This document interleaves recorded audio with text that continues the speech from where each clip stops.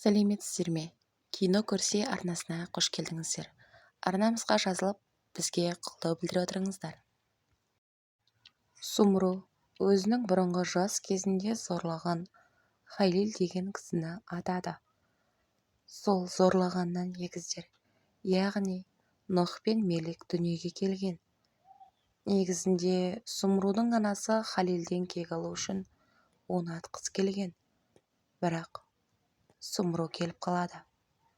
Анасына оқ атпауын өтінеді. Халил болса олардың намысына тиіп, әбден мазақ қылады.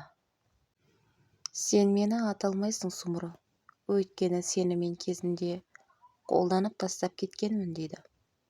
Шыдамаған Сумру оқ атады. Қуанышқа орай оқ Халилдің иығына тиеді. Сол жағдайдан кейін Сумру өзін полицияға тапсырады. Мен бүгін адамға оқ аттым. Ол мені бұрын қорлаған адам дейді. Полициялар қылмыс орнына барады. Бірақ ешқандай дерек, ешқандай дәлел таппайды. Қылмыс болмаған деп, бұл іс жылы жабылады. Сумру сол жерде есінен танып құлайды. Оны дереу ауруханаға барады.